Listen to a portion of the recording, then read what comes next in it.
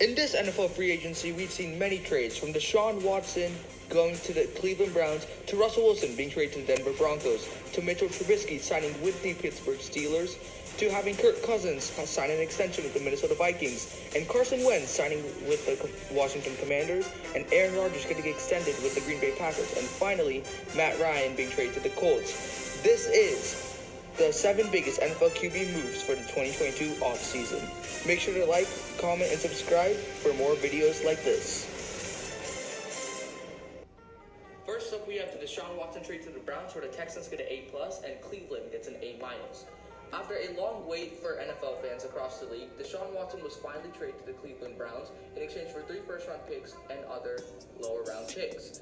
It begins the start of a brand-new Texans rebuild after long months of stress and waiting for the fans. DeShaun Watson was found in multiple investigations, but he was finally led to being innocent, and of course this all came before his massive trade request. Now let's get into the football side of things, where the Browns are going to get a much bigger upgrade over quarterback Baker Mayfield. As you can see, Watson has some of the best deep ball accuracy in the league, while also having great running and improvisational skills.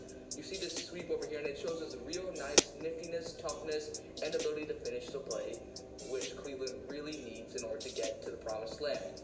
Over here, you'll see Watson take a step back and immediately avoid the rush and look down the field to find his tight end, who's going to run in all the way for the touchdown. Look at that beauty of a play by DeShaun over there. Cleveland fans have been wanting this for Baker Mayfield. They haven't been getting it, and they should expect to see it now that they also have Amari Cooper in the mix. Look at this amazing play. He got kicked in the eye and still catches the touchdown. His statistics are insane. A career pass rating of 104.5, and the standard is gold for Cleveland with DeShaun Watson. He's a bigger upgrade compared to Baker Mayfield, who has much more pedestrian stats and struggled with consistency during his tenure with the Browns and head coach Kevin Stefanski. One more example of Watson's powerful way of playing football. You see the way he's able to truck the defender right there and plow his way into the end zone, and Cleveland is getting a natural-born winner and a massive upgrade at the position. Our next move is Russell Wilson being traded to the Denver Broncos, and the Seahawks get a B+, while the Broncos get an A. Broncos fans, you better be getting used to throws like these with Russell Wilson's deep moon balls to the end zone. Wilson was finally traded after months of speculation in exchange for multiple players along with Drew Lock. Wilson had the full package of 2 first-round picks along with Shelby Harris, Noah Fant, and Drew Lock. And in the aftermath of this, there was much uncertainty, but Wilson said the Broncos were the only team that he wanted with the surplus of talent across the defense and offense. And I don't blame him either, as many people thought the Seahawks weren't going to let go of him after Pete Carroll's comments earlier in the season. Even he's admitted that he did not want this to happen, but he couldn't do anything as it was an offer that was too good to pass up. With Broncos fans, however, you should be getting used to these kind of improvisational skills, just like with DeShaun Watson that Wilson has, as he's able to scramble, tuck, and run, and dive for the end zone over there. You look at his career stats, and there's nothing short of elite talent across the board, especially with his passer rating.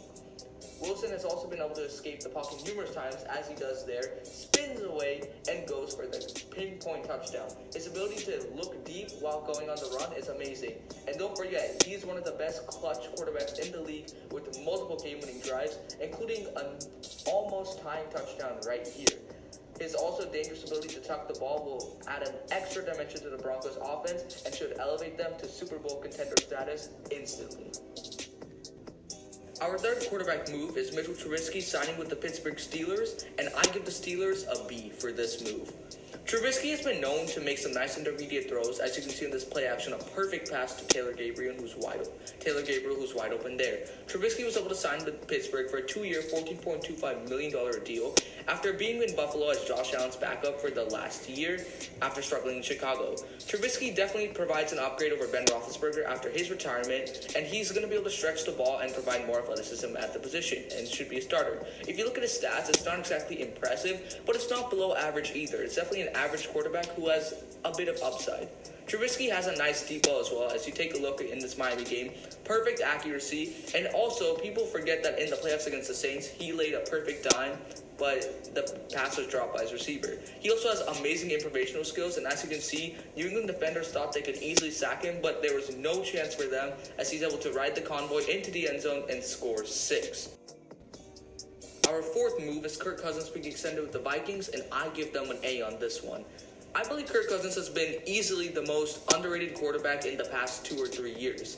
And I think it's good for him that he was able to sign this 1 year, $35 million, fully guaranteed extension. Cousins has been a master at the play action game, as he's able to lay a dot right there to his wide open receiver, as the Vikings have been able to take advantage of Dalvin Cook and the explosive run game that has been created. And thankfully, this head coaching staff has been able to see through it and extend him, as Kevin O'Connell has been clearly interested in wanting to form a partnership here. Cousins has sneaky athleticism, but also look at his stats, and you can see why he's easily top 10 quarterback. He also has a very underrated deep ball connection and just connection in general with superstar Justin Jefferson, and it's a bright future here in Minnesota. Our fifth move is Carson Wentz being traded to the Commanders, where I give the Colts an A and the Commanders just a C+. Carson Wentz has been one of the most hated and criticized quarterback over the last year, and he definitely has deserved some of that criticism. Commanders traded him for a couple third-round picks, including a second-round pick to the Colts, along with some second-round pick swaps. And I don't exactly know if the Commanders won this trade or not, because Wentz has displayed some good potential, as you can see him throwing on the run here in this 2-point conversion. But if you take a look at his stats, after a really nice start to his career, he really struggled after Jalen Hurts took over in 2020. And I think that really broke his confidence, and it's all been downhill since then. In this Miami game, you can see that he's really good throwing on the run, but at times he can make errant decisions. But here, there's a wide open receiver for a touchdown. Now, Wentz has also been really good at the deep ball, and in this wet rain, he's able to make a nice throw and an amazing grab by Michael Pittman, the young star receiver for the Colts. However, something that interested me is when the Colts owner called this a mistake for the Colts organization as a whole.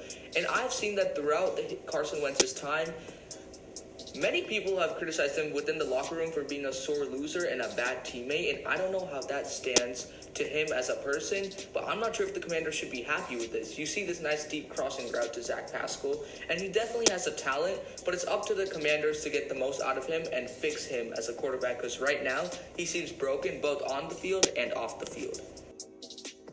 Now we have Aaron Rodgers re-signing with the Packers, and I give the Packers an A- on this one. Aaron Rodgers has won back-to-back MVPs, and his offseason drama is finally over by him setting to earn $150 million over the next 3 years.